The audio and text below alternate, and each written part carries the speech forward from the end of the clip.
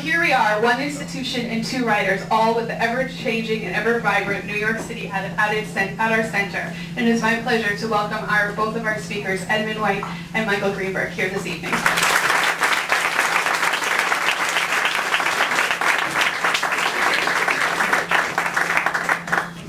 Thank you.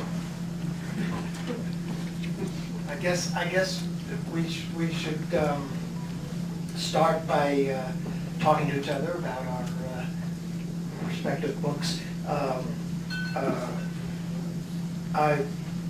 Ed's book is an absolute ball to read.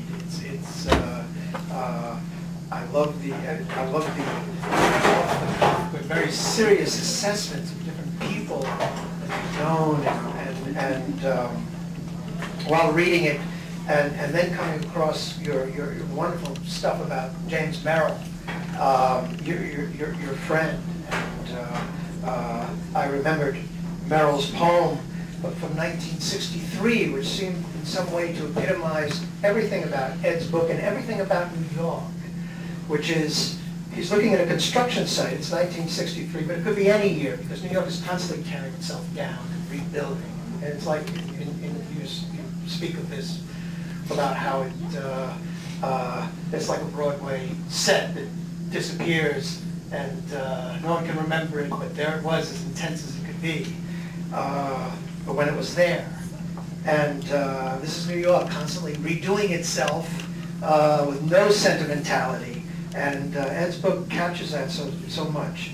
And Merrill writes, the crane fumbles. He's looking at a little construction site, and he says, and he looks at the crane in the ditch, fumbling luxuriously in the filth of years, and everything is torn down before you have had a chance to care for it.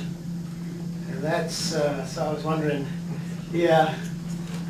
Well, after I left New York in 1983, I moved to Paris, which is exactly the opposite. It's a museum city, and everything is exactly the same as it's been since the mid-19th century, when it was rebuilt by Haussmann. And the amazing thing when you look at old photos of Paris is you say, oh, well, that's the Place Vendôme exactly as it is now, except that people are all wearing long dresses and top hats, and which is so different from New York, because in New York there are almost no places that stay the same. And I guess the great tragedy of in our lifetime was tearing down Penn Station. You know, I mean, that was the really terrible thing. Yeah. And I often have to look at photos of it, because in Penn Station now they have photos of what it used to look like, and it's so dispiriting.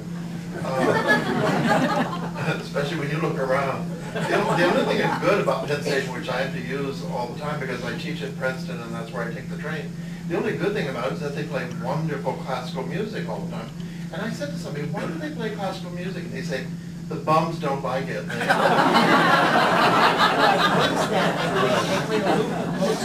that's it. I wanted to ask you a couple of questions about your writing. You had a very long writer's block and not much encouragement over the years. What kept you hanging in there and defining yourself even as a writer? Well, I think it was some kind of a crazy stubbornness and a refusal to give up this idea of myself as a writer. And I had a disappointment that I took. When I look at it in retrospect, I had a disappointment when I was in my late 20s. I had written a novel. I'd spent 7 years writing it. By the time I finished it, I had 2 children, and it was bought by a publisher who I won't name, and then the publisher changed hands, and it was shunted aside with 4 or 5 other books that were easy to shunt aside because they didn't look like they were going to sell very much. And the editor who bought it was fired, and I took that too much to heart, and I continued writing, doing odd jobs in writing, but I was writing, I think, without confidence in some way. And I felt that I lost myself as a writer. I lost my ability to really, and that was my block, I think. It wasn't that I wasn't writing, it's that I wasn't writing, I wasn't attacking writing, I was defensively writing. And start novels and not finish them. One was worse than the other, and the language would get fussier and fussier. I thought, oh, Jesus. But I felt, you know, somehow there was nothing else I thought I could do with myself but write. You're not going to know. Yeah. Well, I know. I wrote a biography of Jean Genet, and he once said,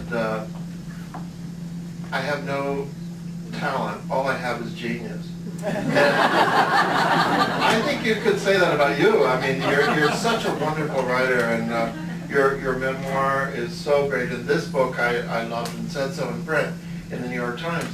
And and we never met before tonight either. I hasten to add. It was not a put-up job. But no, I was just astonished by the beauty of your writing and the idea that you have this remarkable talent and that it didn't produce books before, or that it produced these unfinished books. But I mean, I know about that too, because I've certainly had long periods of my life.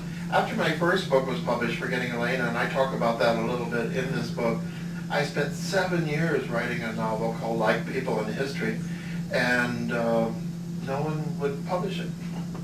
I mean, I think it was partly because it was a gay novel, and not, I figured out later that sort of trashy gay novels were easy to get published because they, I mean, if you were writing about 42nd Street or transvestites or dope addicts, that was fine. But the guy who was in the next office from you, who was also gay, you know, that made everybody uncomfortable. And it took a long time for books about middle-class gays to be published. And I mean, they turned out to be a lot more transgressive than the scary ones by Jean Genet. And so anyway, but I did work on that 7 years, and the idea that nobody would take it after all that. Well, anyway, we've both been there. Yeah. Let me ask you one other question though, and that is, most of us just inhabit New York as if it were a hotel, a sort of transient place, but you really know it. What is the source of your great urban curiosity, do you think? Well, you know, growing up in New York, you're kind of, we were talking about this before, you're kind of a provincial New Yorker because you grow up in I grew up in a New York that was as segregated as the rest of the country. I grew up in a little Jewish neighborhood. Next to it was in Rockaway, next to it was a Irish neighborhood. The Jewish neighborhood was 5 or 6 blocks. The Irish neighborhood was 12 blocks, and the black neighborhood was 25 blocks. And there, at the end of that, was the high school, where we all went to our separate schools until high school, and then we convened in high school, and it was like going to the army. Then you met everyone. there were like 7,000 people in the high school, and you know, the great thing about being from New York is that you never figure it out. It changes like a judge changes robes every 5 years, and you're always behind. And for me, New York was always about people who came here. And I always thought of myself as something of a provincial New Yorker because I was stuck in my family life and my growing up life. And everyone who came here from the Midwest and from other places, I would always grill them. I'd want to hear about the Midwest, and they'd always say to me, I don't want to talk about the Midwest. It's boring. You know, we're in New York now. And their New York and your New York was a different New York in a way. And it was, yeah.